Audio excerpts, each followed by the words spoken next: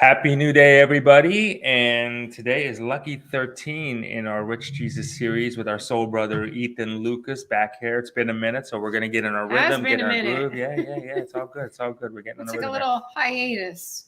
Not even a hiatus, but just well, time off. Whatever. Yeah, whatever. But here we are again. That's all that matters, right? So anyway, we got some cool stuff here. We are on episode 13 of this incredible, most popular, most genuine series called Rich Jesus, which is really helping you with the principles of your life. So that's pretty awesome there. So we're really happy and really grateful that you attend this with us. And remember, everybody, EthanLucas.com. You can visit him, find out more about his works and what he's doing to help you in your journey. And of course, don't forget, for you that want to live younger longer, okay, right like here, all of us, like all of us right like here, the blue and the white.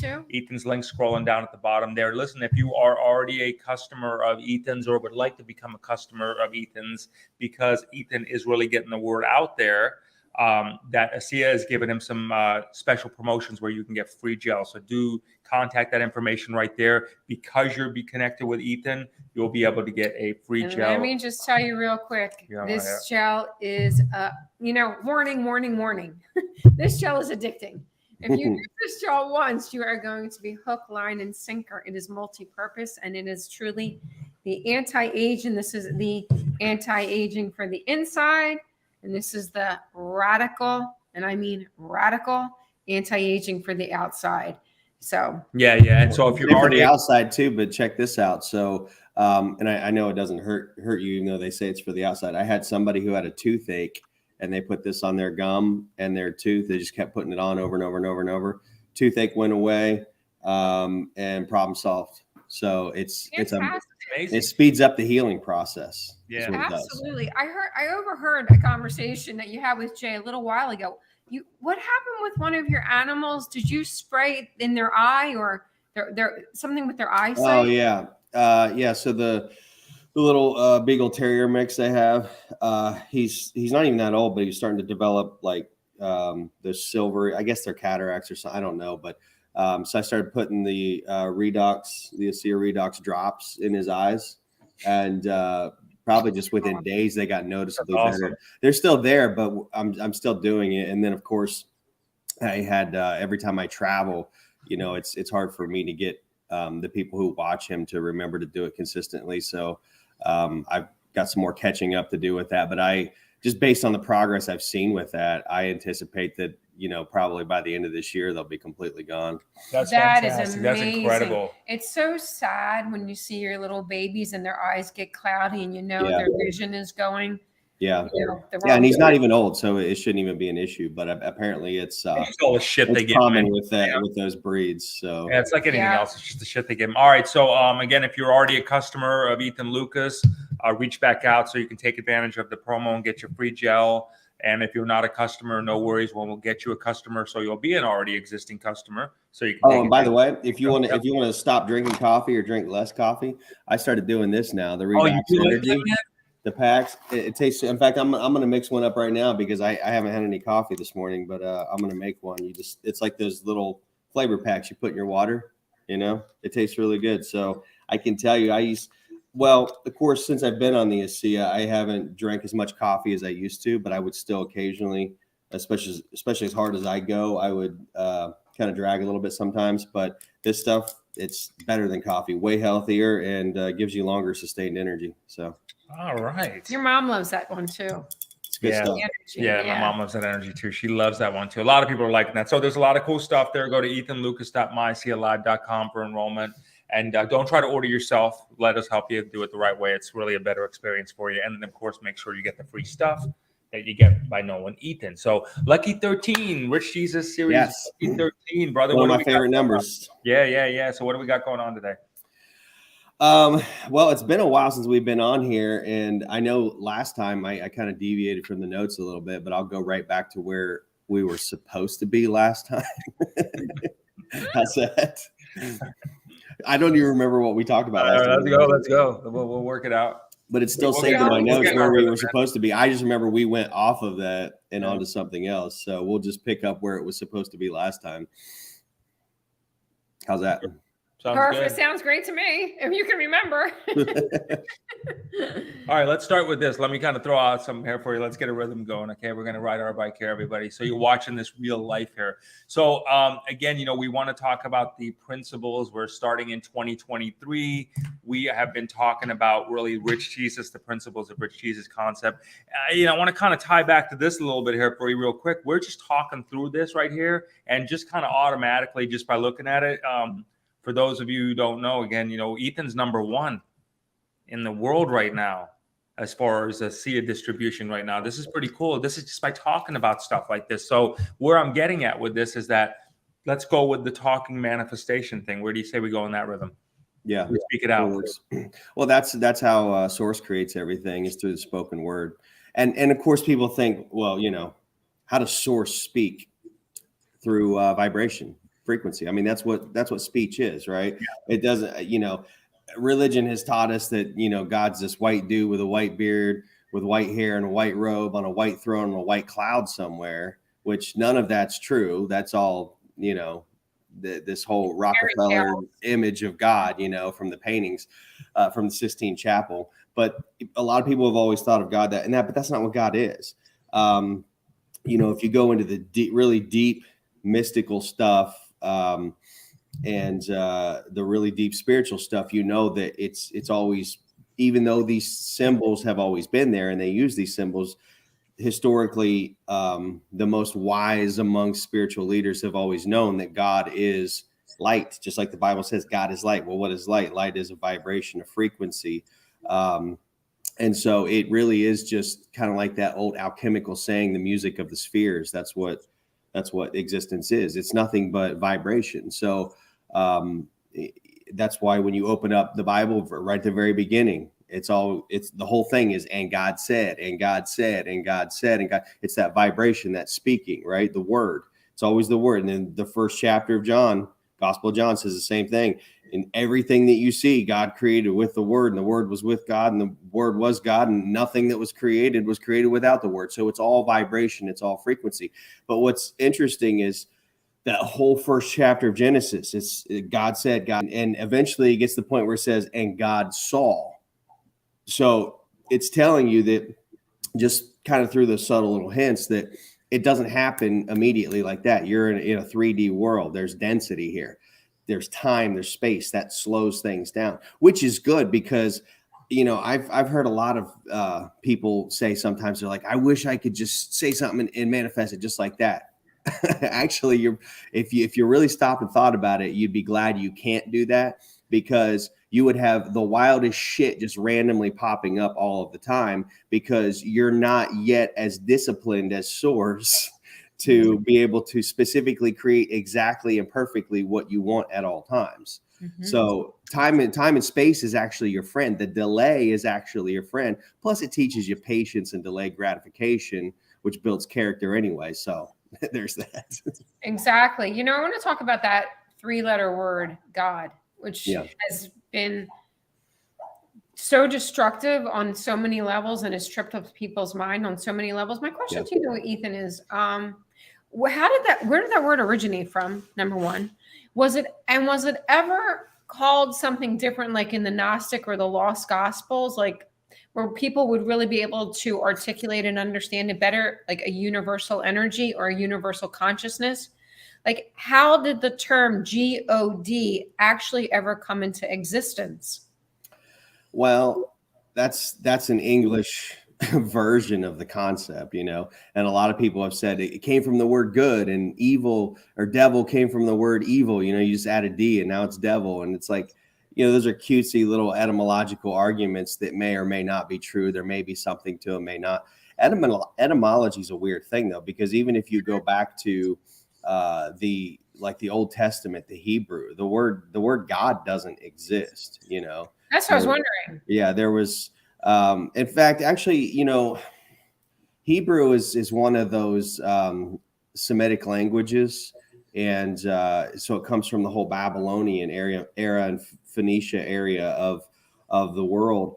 And they used to use as a more generic word like God, like we use, they would use the word El. But you'll see that word in the Old Testament in the Hebrew, like Elohim or El Shaddai. There's all these L's, right, attached to it, just because Mhm. L.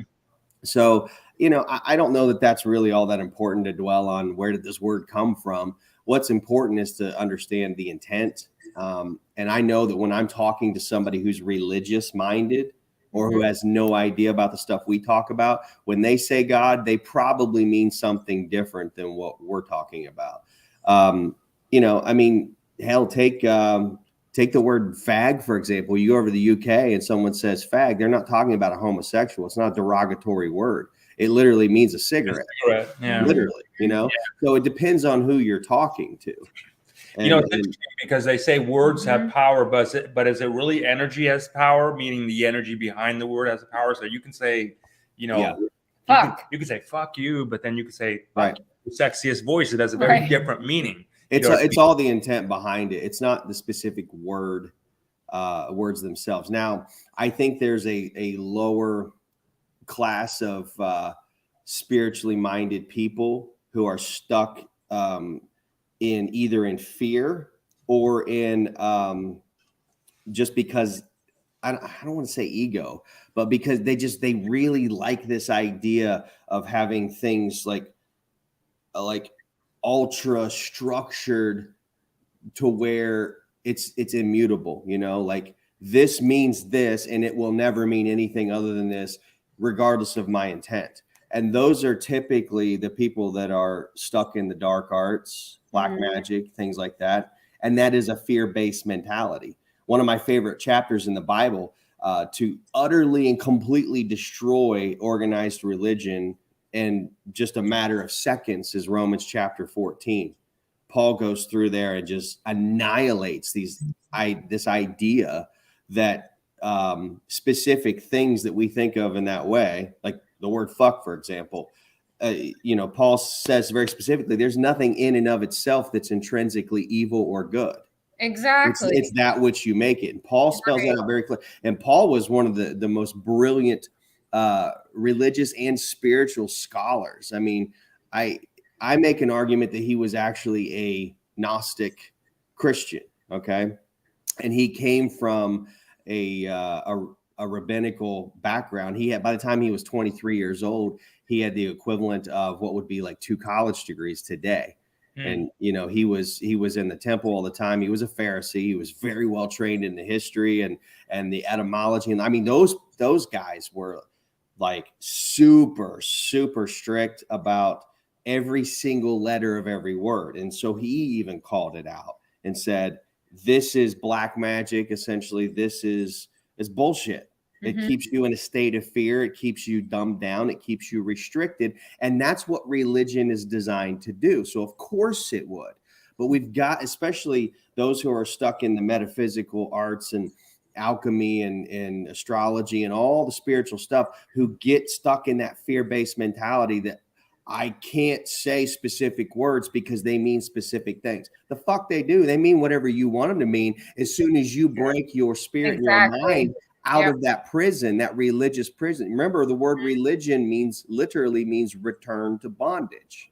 Okay. So you have your mind in a prison when you think that specific words mean specific things. That's why I even teach people with my affidavits that I use in my processes that it doesn't matter, because people get scared like, oh, well, the courts and the judges think this means this. I don't give a shit what Judge fucking Mathis or whoever thinks a certain word means. I'm going to tell him what I mean when I say it, and it's going to be in my fucking affidavit. End of story. Nobody owns word. You can't patent a word. Okay. You can't you don't own the language. You don't get to define all the words arbitrarily. What do you think is people's thought processes, Ethan? Like, okay, so again, just always keeping it in context of the rich Jesus, but don't you got to master this 3D world before you can even think about getting the prospect? I mean, so for example, people are always like, I can't wait to go to the heaven. I have all these houses waiting for me, 21 virgins. Those are the people that have nothing waiting for them except their own bullshit on the other side that they have to deal with because they haven't taken the blessing of this world. Would that be a fair assumption to say it that way? They haven't said, look, we're sitting in here. You master this. You can get some pretty cool shit where we're at in 3D, right? Or you Yeah. hear a lot of times, I just can't wait to leave this place. And then when I do, This is I my never, last I time never coming want to here. come back. This is Well, my last. I'm guilty of saying that too, and like I'm I don't not, know, I mean, I'm yeah. not kidding. But my thing is like, you know, at the risk of sounding arrogant, I feel like I have mastered what I came here to master. But I did that a while ago. Like this time around, for me, this is a fucking rescue mission. This is a wakey call. You know what I mean? Which is why I do what I do. Now that doesn't mean that I haven't experienced new challenges along the way. Or maybe I'm still not. Of course, everybody's always learning. Every new situation you're in, I don't care. You could take the most adept spirit in all of history, in the whole history of ever, and put them into a new body and a new life and a new experience, and they're going to learn new shit because you've just never been there, never been that person, never done that before, you know? So, but really, it's all about mastering yourself. It's about mastering principles. Because everything at the end of the day is just mathematical. So if you master the ontological mathematics of 3D reality, then I think you can get into those conversations about what's the afterlife really. Well, because honestly, I don't think there is necessarily an afterlife. There's life after life after life after life after life. There isn't just one afterlife, right? Right. So yeah, a lot of it's just paradigm shift. It's learning lessons and mastering yourself. Just like a kid, you know, that learns how to walk, a little toddler. Like just because you were able to take your first few steps and now you can walk across the living room doesn't mean you can go outside now and run a a marathon or something. You know, I think that where more and more people, I see, like, you know, because we're getting a lot of feedback from the show still. And I was like, because it'd been a couple of weeks since we did it. So I got a lot of like, hey, when's it coming back on? So anyway, here we are. But, you know, more and more people as they start to break through this part of the year, you know what I mean? Like the beginning part of the year, right? What do you think?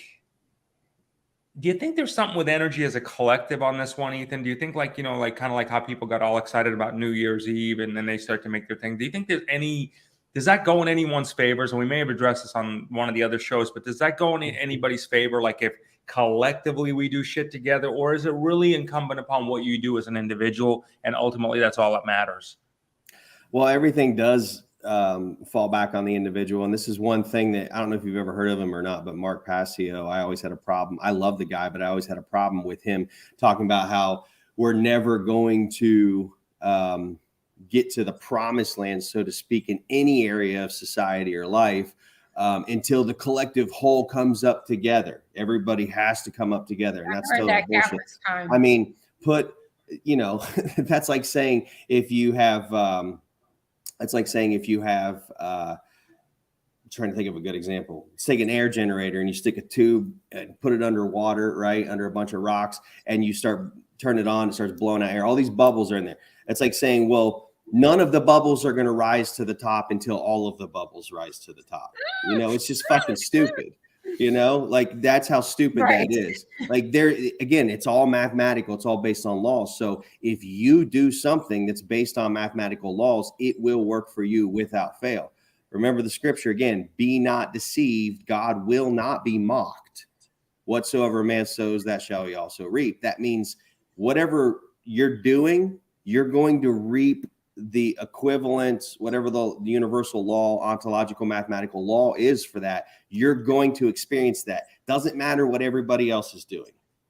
So we've interviewed people and we talk in terms of the collective consciousness, and we say, okay, well, and you know, the people that do subscribe to that philosophy of that, we say, well, how close are we? And there's there seems to be a consistency of saying that it just needs to be 10%. Number one is like, and I know we just talked about the individual there, but how does someone come up with a number? Like, how does someone come up with a number like, okay, well, only 10% need to be this part? Like, where does that even come? I would like to know as well. Just like I would like to know where this magic 777 books of the Bible came from. Where the fuck, who pulled that out of their ass? Like, that doesn't even make any sense. But there's some, like, I feel like in the truth circles, there's a lot of people, they're looking for an answer that feels good. People do this with religion, and it's almost like they traded in the worldly religion for a spiritual religion. You know, they didn't go anywhere. They just shifted bilaterally, you know? And so, but they think they're making progress, and they're fooling themselves. There's no progress there. You're just trading in one form of bullshit for another. And so, yeah, it's like, where do you get the 10% number? Where do you get the 777? Like, who fucking made that up and for what? It's completely arbitrary and it makes no sense. It has no grounding in factual reality. When you take a look at when you take a look at the people that, like I said, we're looking at making up numbers and stuff like that. Do you think that, okay, let me ask you this way. Is there any possibility though, in some case, in all fairness though, is there any possibility that some of these people, they're tapped into some stream of consciousness, right, wrong, or indifferent, good or bad, whatever, that they actually in their mind, they do believe that that's what they got? And is there a real energetic force or stream of consciousness that is giving them that information to discern? Yeah, but the question is, who and what is it? Paul said in the New Testament, be careful, try the spirits to see if they be of God or of source, right? Because you don't know who you're communicating with. This is the problem I have with channelers. I mean, do they really fucking know who they're communicating with? I mean, No. just like there's enemies of the people here in our society, in the 3D world, politically and religiously, that wish to control the masses. It's as above, so below. You can't tell me there's not other entities at higher levels that aren't trying to control your spirit and where you go and what you think. It's all a game. You have to learn to become completely autonomous. I'm not saying that channeling doesn't have a place in time. I'm not saying you can't get accurate information from that. What I'm saying is be careful. Where's it coming from? Be careful. Like Paul said, try the spirit. He didn't say don't listen. He said try the spirits to prove whether they're actually accurate, whether they're actually good or not. And it doesn't mean try to put it up against an arbitrary litmus test that you created that, well, if it checks all of these fucking boxes that I made, I'm happy with it. That makes it real. Now you're entering into the area of pareidolia. I've talked about that word before. Pareidolia is a word that means when people have a tendency to read patterns into something that's not there just because it fits their fancy. Is that like cognitive dissonance? Yeah, I guess you could say it's similar. Yeah. I mean, they're not the same definition, but it's a similar concept. Yeah, they're definitely related. Right. So spiritual leaders are put on a pedestal, if you would. So you have people going to them in the masses like, hey, this person can do this for me. This person can do this for me. Whatever. This person can read for me. This person can channel the messages for me, kind of thing like that. Yeah, you're creating idols, by the way. You're creating idols, by the way. So kind of tell me what you mean by that. Like when people say you're creating idols, what was meant by that? Like, don't worship idols. And I don't know if I'm saying it in exact words, but what was actually meant by that? I'm gonna look up a scripture here real quick. I can't remember the exact location. I remember the scripture. I just want to find the location so people can look it up. Yeah, it's 1 John 2:27.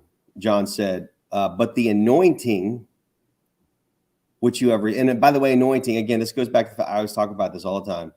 These are words that religion hijack. They put their own arbitrary meanings and definitions on it. Anointing doesn't mean anything religious. Okay. Anointing just means that you have tapped into source. You've opened up the pineal gland.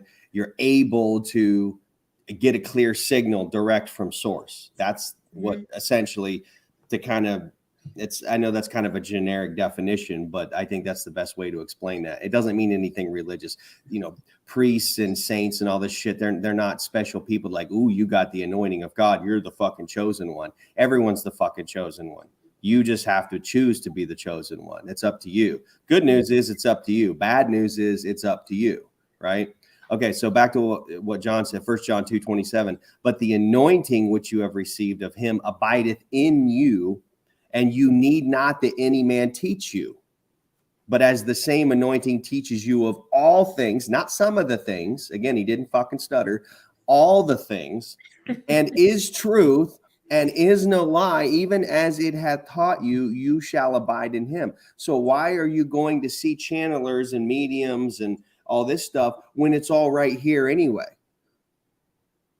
That's my point. And I'm not saying you're bad or you're wrong for doing that. I'm just, my job, and don't put me on a fucking pedestal either. I'm not here to be an expert in anything. I'm here to expand your consciousness. And that's why I piss people off a lot, because that just means it's working. You just think it's, I mean, do you think it's just really that simple as people are just so freaking afraid to really go there themselves? Yeah, they don't want to take their own steps. responsibility. They don't want to take responsibility for their own stuff. And it's better for someone to say, okay, this is what's going Right. to happen to you. This will happen on this date. This is who you'll meet, kind of stuff like that. Yeah. So when they say stuff like that, then that actually, in some terms, they're helping them manifest. So, for example, if someone goes to a channeler and says, okay, well, you're going to meet the love of your life on this date, Yeah. they now embed that command, and then, Right. you know, it just becomes a Well, here's self-prosperity, right? the crazy thing about it is you can actually start to manifest things if you really believe them. So again, be very careful what you let the seeds that you let these people put in your mind. And I also kind of see, I mean, if you think about it, I kind of see this as like, it's almost like a spiritual kink, like a submissive kink. You know what I mean? Like you want to be tied up and like this pleasures you. You want this person to do these things to you to make you feel a certain way. So Yeah. to me, it's like a spiritual BDSM type thing almost. Oh man, does the holy water boil when you walk into church? What's that? To I said, church. does the holy when he does walk into church, does the holy water boil? Yeah, probably. I hope so. I love it. I love it. That's awesome. Yeah, it's crazy, man. I think that, and that's the whole thing. So, you know, as we go through this, I know we're kind of just going here with this, with where we go with this today, but there's just way too much reliance at the end of the day on so many other people, because there's really, you know, because I know I see it, and I know people that are just like, oh, well, you know, I'm the one who got picked. You know what I mean? I'm here because of, Yeah. they said, Well, and honestly, there. a lot of it, and not only is a lot of it, I think, like a spiritual kink type thing, a submissive kink, it's also an ego thing, Mhm. you know, because it's like, oh, wow, that's what the card said about me, or oh my God, that's what the spirit or what God said about me. Wow, I'm fucking special. You know, I'm being singled out and I'm being given this information I can't get from anywhere else. Actually, you can get it right here. That's where you're supposed to get it, you know. And again, I don't have a problem with somebody using things as tools to get information from their higher self. I mean, I've had that conversation with people many times. It's like, just be careful of, especially with your tarot readers, you know, if you're doing that, make sure it's not coming from somewhere else other than your higher self. And make sure when you are doing things like that, that you are of a clear mind. Don't ever Right. attempt to do that stuff if you've been drinking Yeah. or under any influence of anything, because you are way opening yourself Yeah. to the lower energies to come right on in. Yeah. Well, they call liquor spirits for a reason, because There you go. it lowers your guard. It opens up the gates that normally keep things out without you having to attend to them. So, you know, and there are people who are actually more adept and better at tapping into higher spiritual consciousness when they are inebriated on various things, not just alcohol. But I think those people are few and far between. I think the norm for most people is you drink spirits, you're going to be affected by spirits. Yeah. Exactly. You know, what do you think, man? Like, so as we go through the times there, you know, people are, you know, we still see people really still struggling, right? So do you still think you're out here becoming a messenger? You're the anti-pastor. Someone's called you just now. You know, I get that all the time. we're out there helping bring light to this. It's actually true though. I mean, you go through the Bible. Sorry to interrupt. Hold that thought. But you go through the Bible. It's like every time the Bible talks about pastors, it doesn't really have a lot good to say about them. It talks about fallen pastors. Book of Jeremiah says many pastors, not some, many, like a fuck ton. Many pastors have destroyed my vineyard. Yeah. So, Well, and continue what you're saying. Sorry. No, well, thank you very much. I appreciate it. Is that if you think about the checklist of it all, though, number one, if you're going to like someone like that, I mean, if they're that evolved, should they even have to tell you that they're that evolved? Number one, I mean, is that No, they shouldn't. should they even have to say, I'm evolved, I am chosen, I have a gift? Should they That's even ego. That Here's the thing. I know the gifts I have and the abilities I you have. see it, red flag? that number is one? red flag number one. It is. Red I know flag. the gifts I have. I know the abilities I have. I don't need to tell people that. If it resonates with somebody, if I can help them, great. If not, no big deal. In fact, most of the time I tell people, don't fucking listen to me.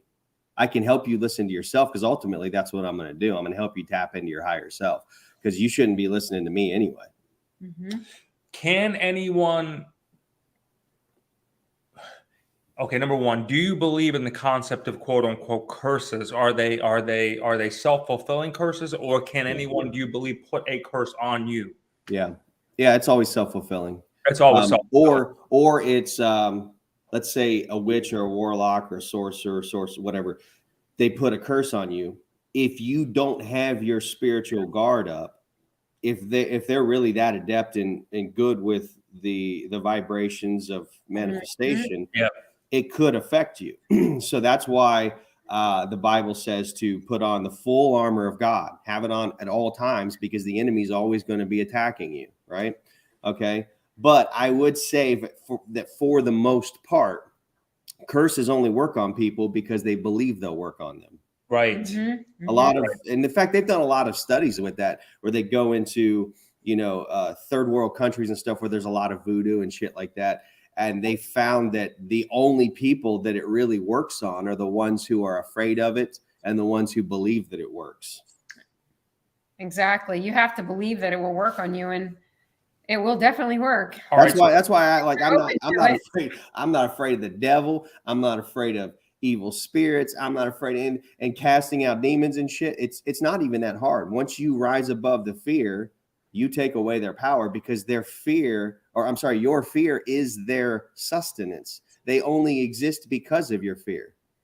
That's why you hear sometimes some of the really, really enlightened people, and I don't like when I get why they say it, because it needs to be said, but it's very confusing for somebody who doesn't have that higher elevated consciousness yet, of saying that evil is just an illusion. There really is no such thing as it. Well, it depends on the perspective. It is real. It exists. But I think the better way to say it or explain it is that it's only an illusion because you believe that it can and will exist and will have an impact and effect on you.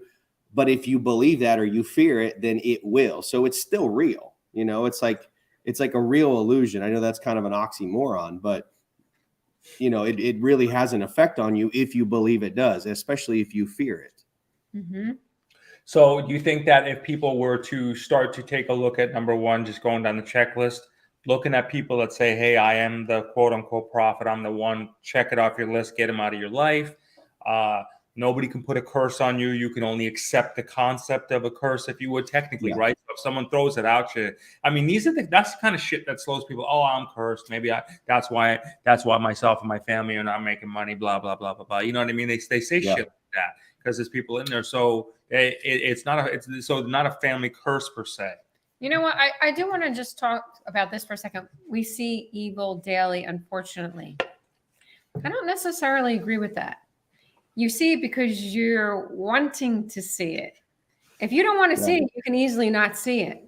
You can create your world that you don't have that. You could simply stop watching the television. You could start creating things in your life that are bringing you more enjoyment.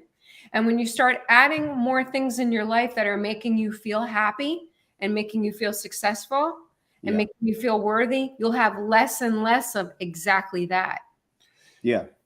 Be careful what you let in your ear gate and eye gate, because again, it's all psychological. This whole existence is psychological. In fact, this is the biggest struggle I have when trying to help people break out of their patterns. I had this struggle with myself. It took me a long time to realize this is what was happening in my own life. And I'm telling you, this is somebody who was a psychology major. That was my undergrad at Ohio State.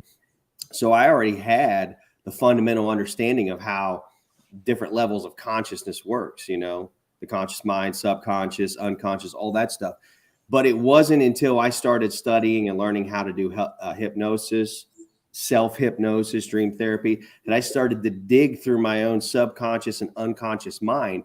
And I started to find the problems there. I'm like, that's why, even though my conscious mind is over here going, I want to manifest this. This is what I want to do. Why isn't it fucking working? This shit doesn't work. And then it reinforces it again that it doesn't work. So then it really doesn't work.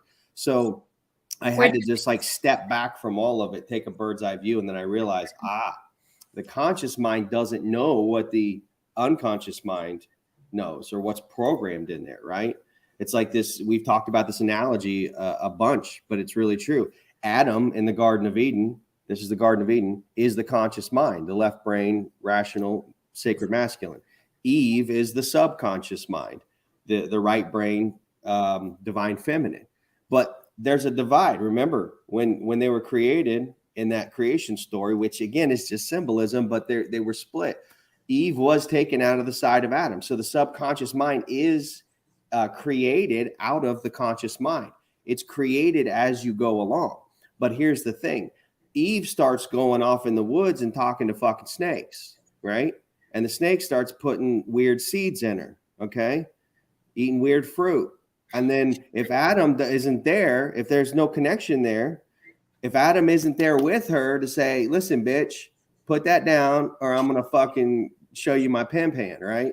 Like if he's not there to take care of the problem, again, I'm being funny, but the conscious mind directing the subconscious mind, then those seeds are going to go into the subconscious mind. And then Adam later is going to end up partaking of that fruit without even knowing about it.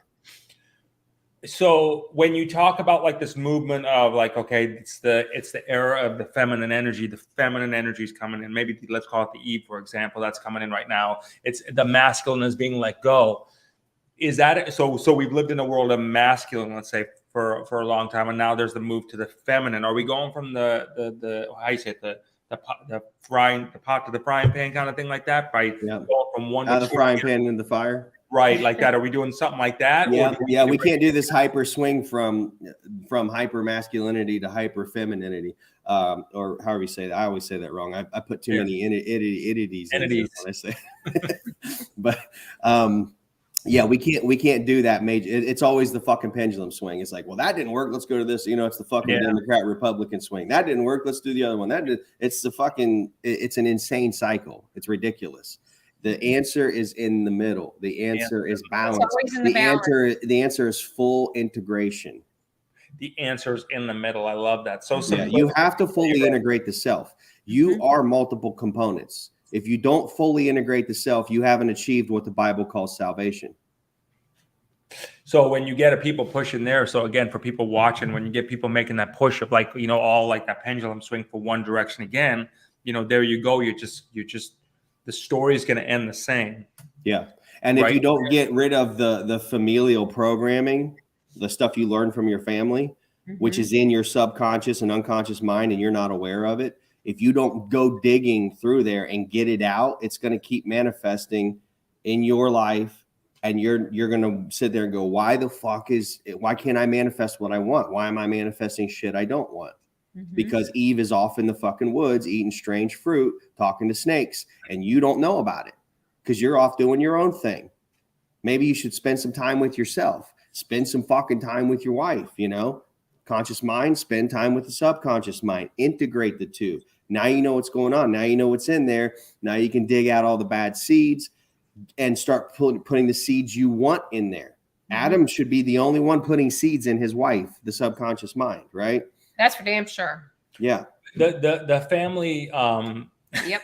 But for most people, Eve's a fucking hoe bag. The subconscious mind's a hoe bag out there getting seed from everybody and talking to snakes, dirty little fucking snakes. Fucking love it, dude. Oh my god, no, you're good, man. Keep it going. Okay, so like I wanted that you brought up an interesting point there about the family, right? So the family, who are they then to us? So when the family puts their values on us, you get bought into a family, and the family's let's say the family's theory is like, oh, money's not the most important thing, or it's okay, we're only gonna get what we get, and you're embedded, trained that way. Who are then the family for us when we're here to break them? Are they our greatest teachers, I guess, in some sense, from that standpoint? Are they there to push us to the depths of hell so we can learn from it? And hopefully, is that where the term family curse comes from?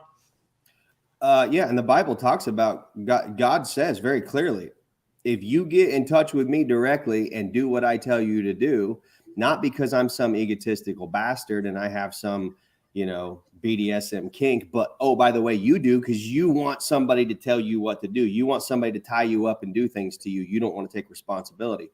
But God says, if you just listen to what I tell you, then you can break and will break generational curses. But if you don't listen, like it's real, this is scripture. It says, I put before you this day good and evil. And then the next sentence says, choose good. It's like, let me give you a hint in case you were fucking confused in that sentence, which one you should choose, right? It's like, it's that fucking simple, but we overcomplicate the shit out of it. And I don't know why people are so unwilling to let God or source lead and guide them on their path of destiny. And when I say path of destiny, meaning your truest, highest potential, you know. And again, I understand why people get afraid of it and they shy away from it, because religion has fucked the whole concept of God and who and what God is. And so, you know, people that are well-meaning and are a little more elevated, enlightened spiritually, and they're kind of smart, they're like, yeah, that's bullshit. I'm not fucking doing that. So I'm not listening to God. And then they run off and like, I'm just going to listen to just myself and I'm going to trust it. Well, it's like, yes, but understand you don't fucking know everything. So that whole thing, there is a higher power. There is, like, think about it. If you're sitting down for a test and it's a really big, long, hard test, and the teacher says, you can either just come in and give the information you already have in your head, or I can let you do open book test. Which one do you want to do? Why the fuck wouldn't you take the open book test, right? Yes. Yeah. And so that's all the Bible means when it says, you know, listening to God, I have plans of good and not evil for you. So it's not like I'm guiding and directing your life. Religion has gotten it this way. Oh, you don't listen to God, you don't do this. And then religion's like, you can't, no smoking, drinking, cussing, having sex. You have to wear skirts below the knee, no jewelry, no TV, no secular music, all this crazy fucking shit. You know, you have to come to church 3 times a week, twice on Sunday. And it, you know, fucking, if you don't go home and sing Amazing Grace to your cat, you're going to hell by noon. Like, fuck this. Like, it's just so stupid, you know, like, and so people get so put off by listening to God when all it is an open book test. You know, it's really that simple, because they've painted God in a really bad light. So that we've got it. That's step number 1. That's where I start with people, and breaking the religious, that whole religious detox process I go through with people, which you mostly get just by listening to these shows and my shows on EthanLucas.com. You mostly get all that anyway, but there's still sometimes, I mean, some people do need help, like digging deeper. Do you need like hypnotic help? And it's really good, because you can go through the subconscious mind, especially somebody who knows how to do it, to hypnotize you, go through your subconscious mind, pull all the bad shit out, put the programming in there that you want. It's like taking your laptop to somebody that's got all the pedo shit on it, like Hunter did, right? And instead of leaving it at the fucking store and not going to get it, it's like, hey, let's take this stuff off and put the good shit on there, right? Instead of the bad shit. So that's an important step to do. If you're struggling in your life with manifesting things, if you keep repeating these familial patterns, it's because your family programmed it there. Even the thing with, like, okay, so this whole thing about being rich isn't just financial. And I'm going to do a show with Louis Herms, by the way, on Screw Big Gov on Rumble later today, 6 p.m. Eastern. And I'm going to talk about the 4 biblical cornerstones of the good life, which is health, wealth, love, and happiness. To be rich is to be rich in all of those areas. Yeah. Okay. And health, which we talk about with this stuff, is a big one. But I'll tell you what, shit you not, you can take all of these great supplements, which they'll still do good stuff for you. But if you have some kind of block in here that was planted and you don't get it out, you're not going to experience the fullness of what you could be experiencing. So it's important to dig through that. It's like these, you guys know who Bruce Lipton, Dr. Bruce Lipton is, right? Because so he wrote The Biology of Belief. He talks about this with epigenetics, how there's really no such thing as, like heart disease runs in the family, cancer runs in the family. It's like, no, bitch, nobody runs in the family. That's the fucking problem. That runs. It's a thought the that drama runs in the that problem. runs. So I want to get what you just said there. So there's no like family history bullshit, right? Yeah. Yeah, it's a lot. Almost every single problem you have in your life is from your familial programming at a subconscious and unconscious level. That's something. Everybody that's fucking obese in the family, it's not because it runs in the family. Again, right. It's because nobody runs in the family. It's like all these habits that build up. You eat the fucking shit food. You don't exercise. You don't go to the gym. You sit around and watch fucking Maury Povich and fucking whatever dramatic bullshit you watch on TV to feed your lower ego, the carnal mind, instead of taking care of the temple. This is your temple. It's so funny. Isn't it amazing too how there's nobody, it's a genetic miracle. There's no fucking obesity running in anybody's family in Ethiopia. It's fucking amazing. Yeah. You know, it's like, hello, stop lying to yourself.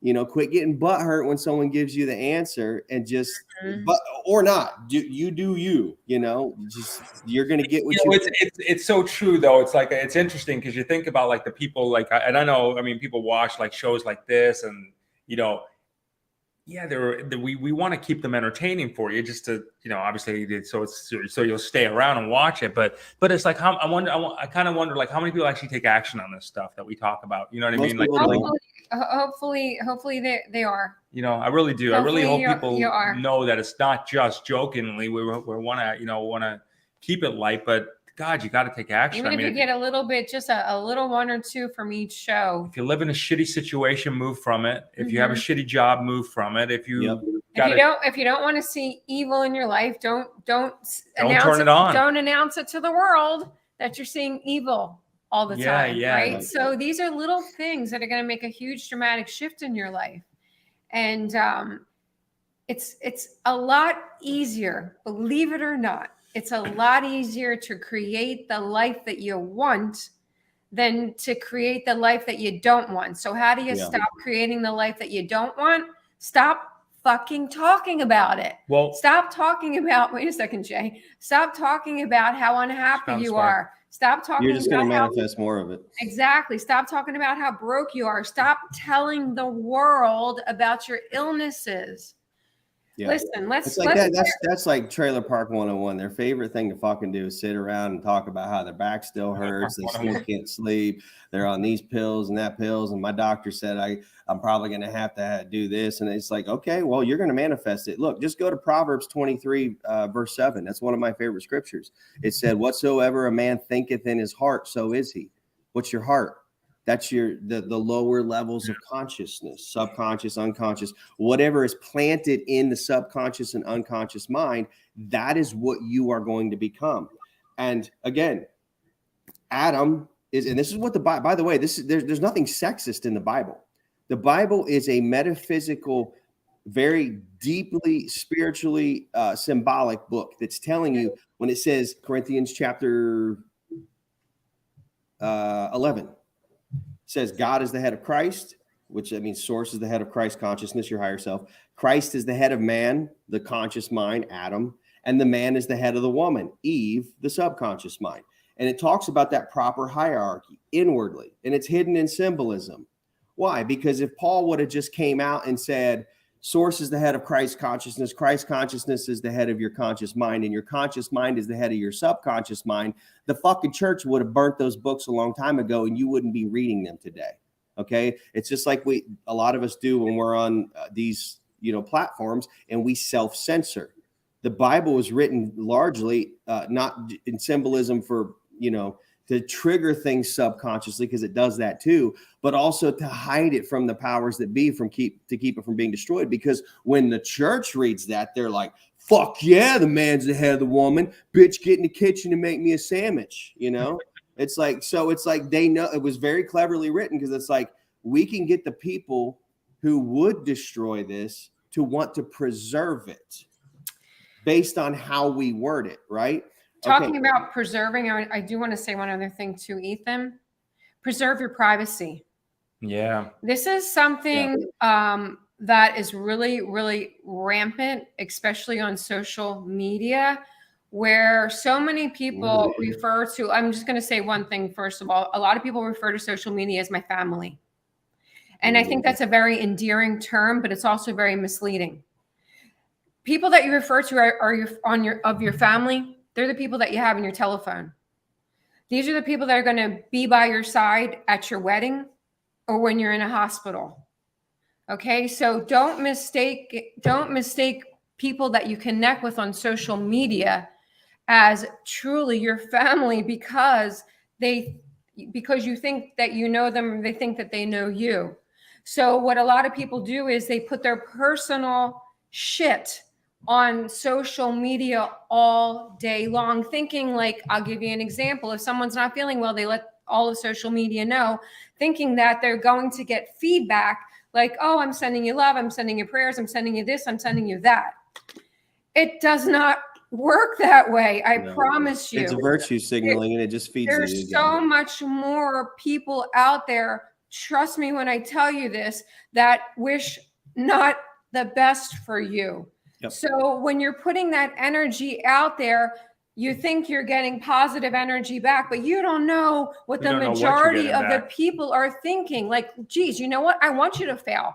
I don't want you to get healthy. I don't want you to be successful, because they have issues in their own life with being healthy and being successful. So protect your privacy when it comes to social media. For the love of everything, please don't feel like you have to lay your entire life out on social media for the world to see. Yeah. That can be so damaging and come back to you. And you're thinking to yourself, why am I not being able to manifest the life that I want? Well, you're putting all this, you're putting your life, you're putting your personal information out on social media when you have people that are literally throwing daggers at what you are trying to achieve.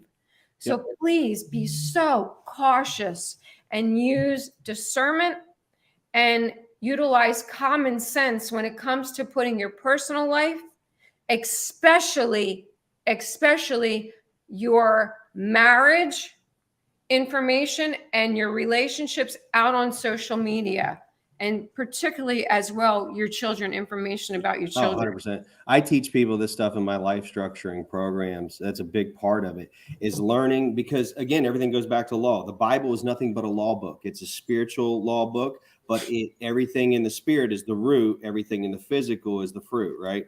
So we fix the root first. You fix the seeds and the root, because the root comes from the seeds. Okay. But you understand, if you want to get your house in order and manifest exactly what you want, you got to start at the root, and that's in the private. Okay. And you have to keep everything in the private that you possibly can. We don't let anything go into the public that we don't have to.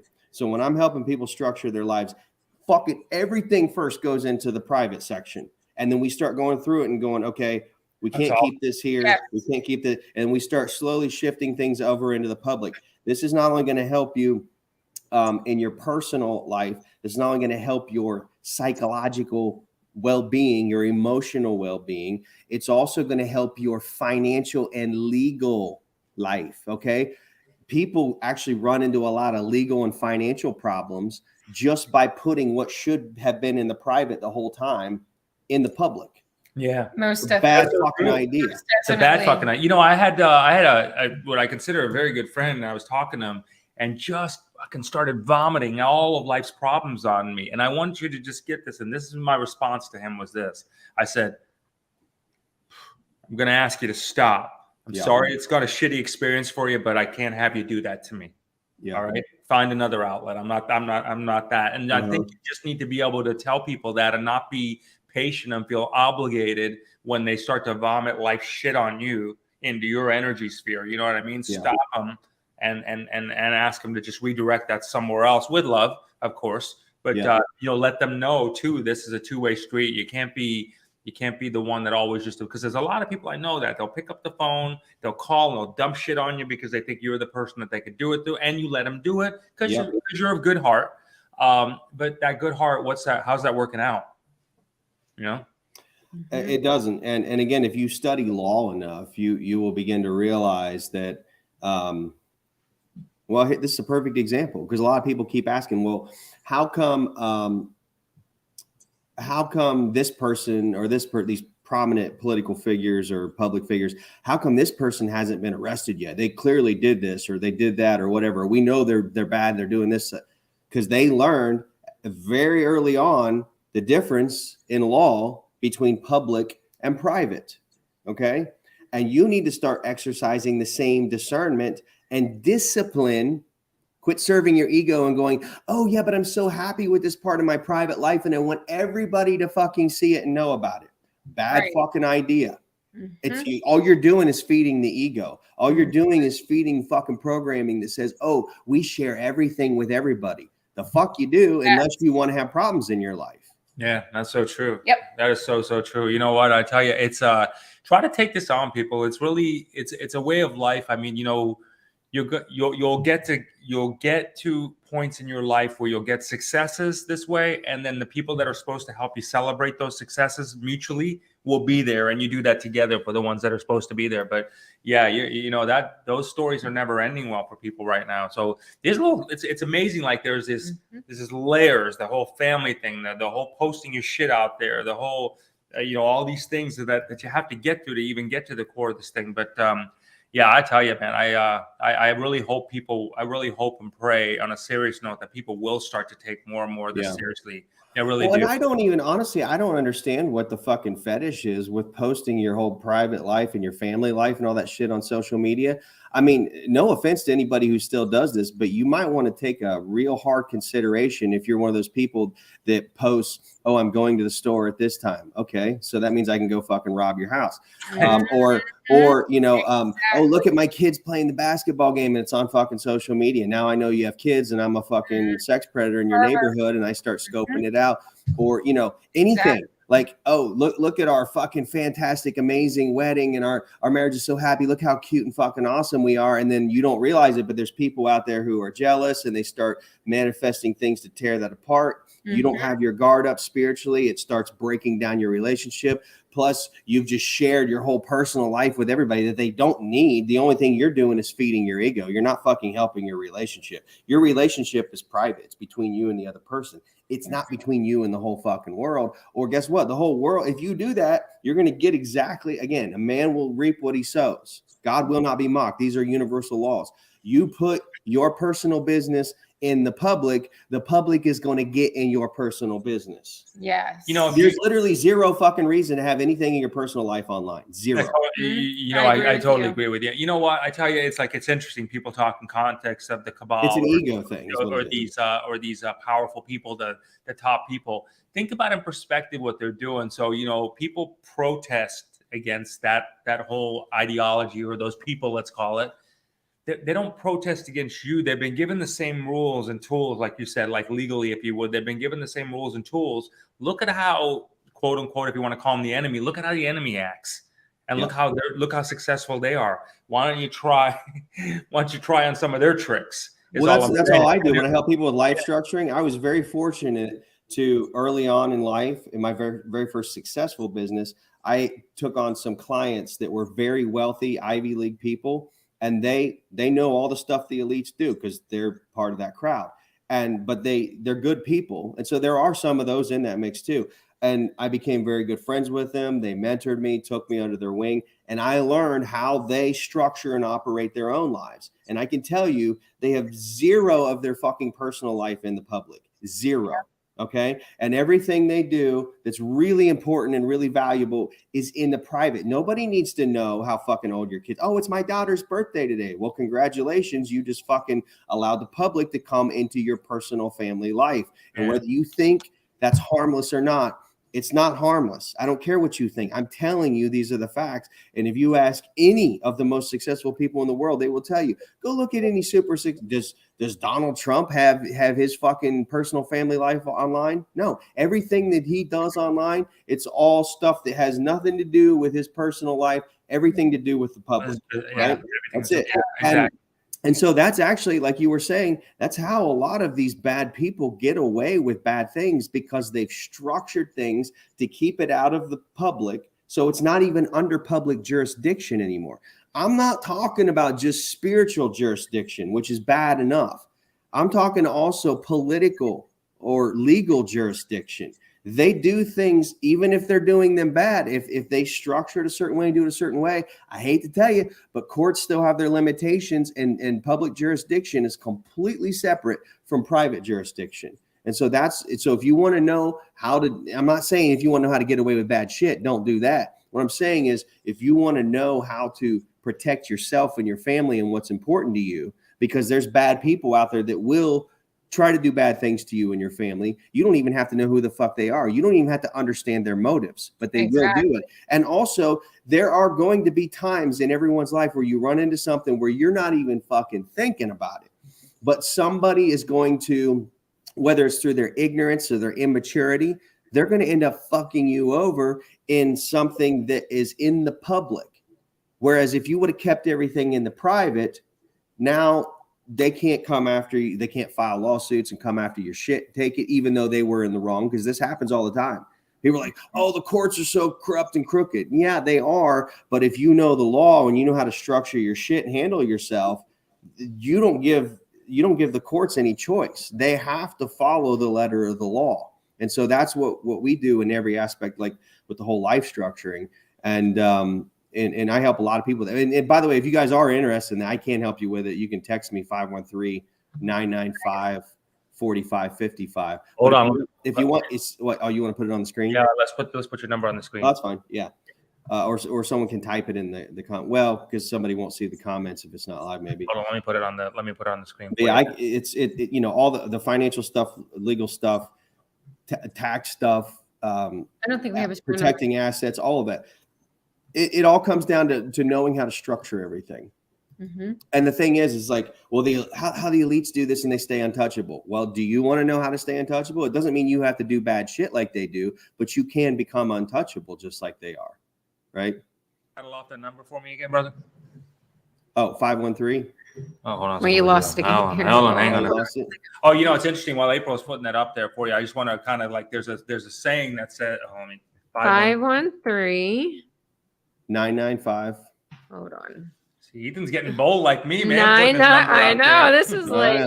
okay, go ahead, Ethan. 995 4555. 4555. Yeah, and just text that number. Now, look, I get a lot of text messages, get a lot of call. That's why I ask for people to text. Don't just call, because, you know, I get inundated with stuff, and I'm not going to answer a call. I don't know who it is. So text me first. Tell me why you're texting, and then I'll get back to you.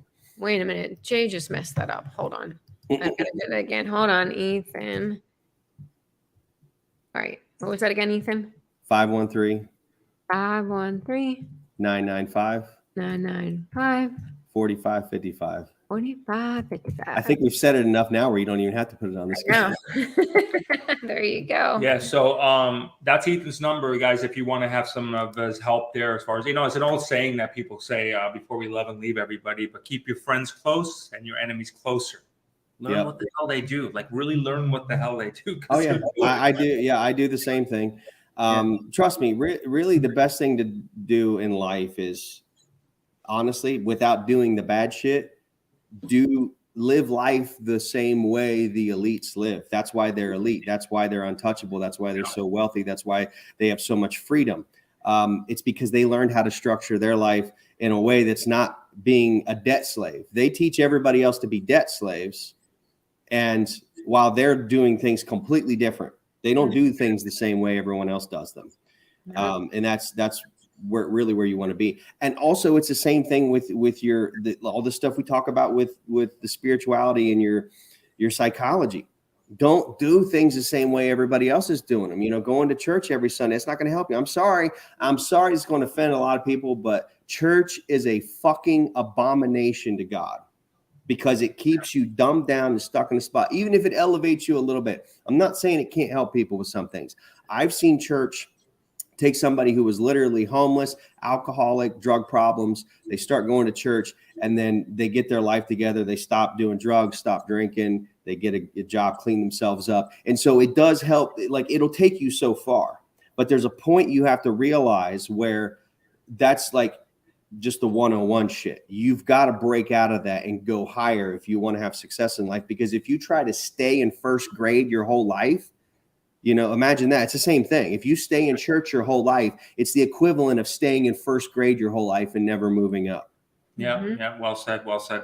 All right, everybody. We are going to get down here to Boogie. This is episode 13. We hope you enjoyed this whole getting back in the groove thing today. We hope it gave you some value. Ethan put his number out there for you all that need some help there. You can also check him out at ethanlucas.com. And don't forget, live younger, longer. It's a good thing today, right? It's a good thing to do these days, right? It's popular. Yeah, and you guys can ask me health questions too, or even questions about this stuff. But, you know, as far as ordering, text that Jay's number, the 321 number, because he's a lot faster and more efficient at this than I am with setting people up on that. Yeah, no worries. We'll do. And then remember, guys, we can help you get that free stuff for you that you get to. So Yeah, and he'll help you get the free stuff. For sure. All right, my brother, much love. We love you. Thanks for everything. Thanks for your service that you do. Thank you, everybody, for hanging out with us as you always do. We will see you next week for episode 14. All right, cool. Awesome. Thank you, everyone. And together with Ethan's help, we are turning the universal key to global harmony and creating a unified world.